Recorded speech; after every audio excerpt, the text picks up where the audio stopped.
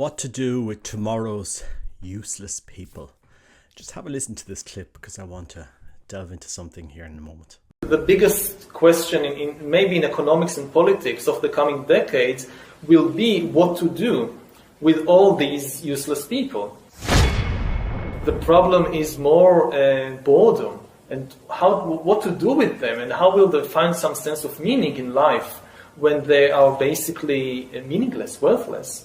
My best guess at present is a combination of drugs and computer games as a solution for more. It's already happening under different titles, different headings. You see more and more people spending more and more time or solving their inner problems with drugs and computer games, both legal drugs and illegal drugs.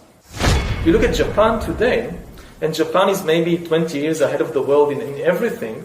And you see all these new social phenomenon of people having relationships with virtual spouses.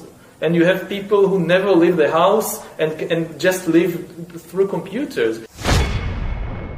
I think once you're superfluous, you don't have power. Again, we are used to the age of the masses of the 19th and 20th century, where you saw all these successful massive uprisings, revolutions, revolts. So we are used to thinking about the masses as powerful. But this is basically a 19th century and 20th century phenomenon. I don't think that the masses, even if they somehow organize themselves, stand much of a chance. We are not in Russia of 1917 or in 19th century Europe. What we are talking about now is like a second industrial revolution, but the product this time will not be textiles or machines or vehicles or even weapons. The product this time will be humans themselves. We are basically learning to produce bodies and minds. Bodies and minds are going to be, I think, the two main products of the next wave of all these changes. That is optional. Again, and if you think about it from the viewpoint of the poor, it looks terrible. I was watching a couple of videos from another Irish blogger. I'm going to put a link in here. He's got a brilliant channel. It's called Nothing But Rippin', NBR, and you can get a link below. And he has some fantastic content. And he posted a link about Yuval Harari. I have to say, the name sounds familiar. I've seen some of his books on this published, but I didn't follow him or I don't know much about him. But he opened up he delved into it a little bit more, going into detail about this particular, let's say he's a visionary that some politicians like. A prophet in a way, who knows. So anyway, I saw the video, put it aside, what's happening. And then something else popped. Somebody else sent me on a tweet about the same person today. And I was kind of listening to this video, which I've just played for you, what to do with all these useless people in the future. And because he did hit on a theme that I've always found interesting, which is, how to control people, how to make sure that we go along with all these changes, give them drugs, give them computer games. Are we going to live in a metaverse in a few years, stay at home, sit behind a computer or sit in a lounge with these 3D goggles and living in another world? It's a fascinating topic that he's touching on. I'm not sure if he's a prophet or, as he's put it in that video, is he a sort of antichrist? Who knows? But it's a real challenge because we see this world evolving and changing so fast that I would say in 15 years there will be very few people actually driving a car, physically actually driving a car in some countries. Maybe a little later, maybe 25 years, the thought of actually sitting in a car and turning it on and will be something of the past. People might say, "Oh, that'll never happen, Robert." It's already here. It's already here. Automation, and I work in industry. Automation is catapulting at a pace that we have never seen before. if we look at the size of chips, how chips have developed over the last 30 years.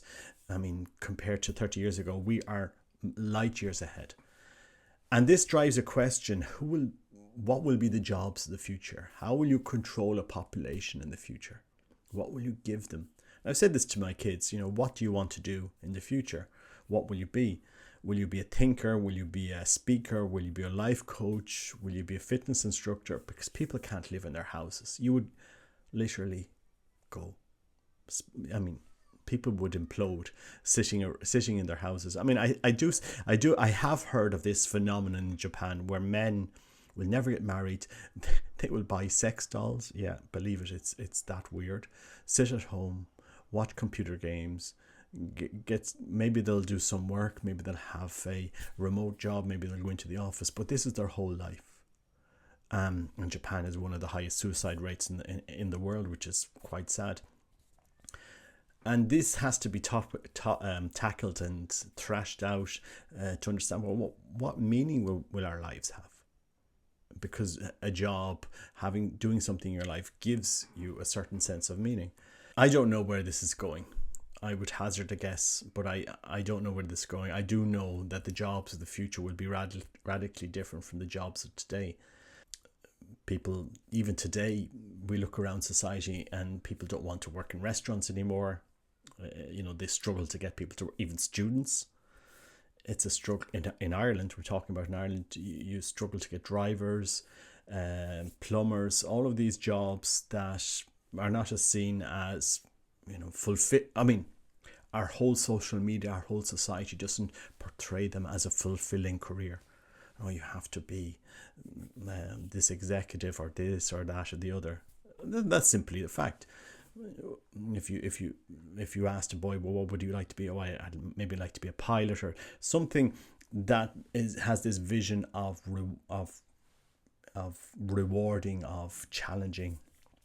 But the jobs that run our society, the jobs, the construction jobs, that these people that are needed in our society, we're not pushing those careers forward. Very few people talk about them. I don't know. It's just interesting. I just thought it was very, very interesting how NBR in his channel, he has delved into that topic.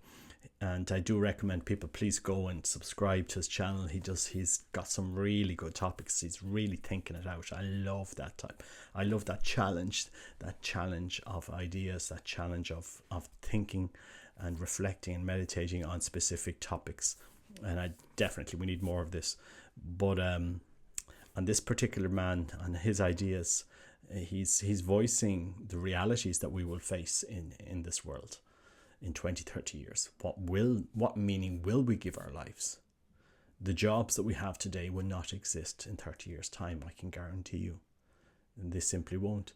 And the careers that we will have will be more arts focused, culture focused, travel, if that's where we're going. I do think what we will see is more and more people migrating away from this crazy world to places like Mount Athos, where you can still go to a monastery that doesn't have electricity and work in the field and grow your own food and catch your fish and have a life that is more connected to our humanity, physical work, prayer, nature, can have something that's meaningful in your life instead of living in a room on drugs and playing games. What are we going? I mean, that exists today. I know men, I know boys that are so destroyed with that. They will spend their whole lives in their room. This push to legalize weed all over the world. I mean, it's when you have somebody medicated playing their games, they're not going to be out protesting on the streets unless the electricity is turned off or something like that. They're not going to be protesting on the street. They won't care. You have them sedated. You have the frog boiled in the pan.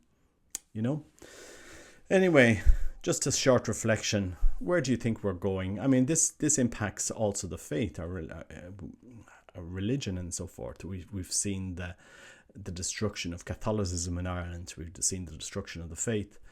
And where is the call back to a more deeper understanding of our faith that we should be having. And these questions, fascinating things to have at this moment in time in history.